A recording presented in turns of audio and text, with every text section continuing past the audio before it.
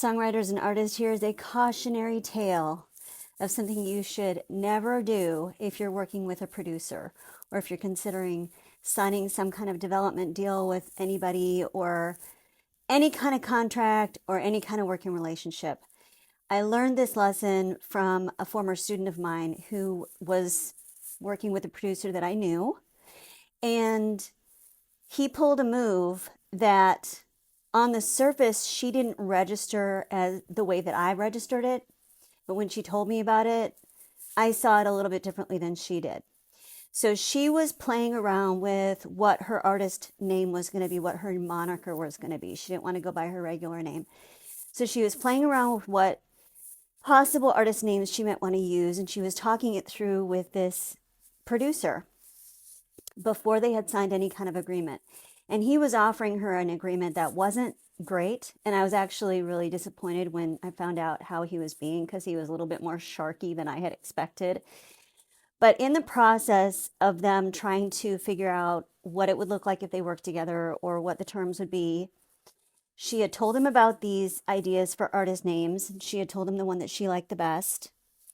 And the next time she met with him, he had gotten all of the socials for that name set up. So he got Twitter, Insta, Facebook page, I don't even know what else, but he had them all set up with like image, like graphic design. He had it all looking really good.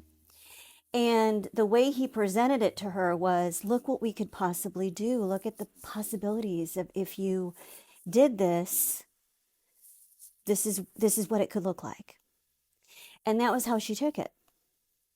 But when she told me about it, I was like, wait a minute. So you're telling me he went out and got all the names? Like he hijacked that name and he's holding the keys now to all those accounts. So like if you don't want to work with him, he's got that name and you don't have the password. He's got it. He's got the password. And if you want to use that name now, you got to get past him to get into those accounts. So my message for you is, if you've not yet entered into a contract with somebody, don't tell them what monikers you're considering if you have not already grabbed up all of the possible domain names, social media accounts, anything. Grab those up before you start spouting off to anyone what names you're considering using, because they may use it as leverage against you.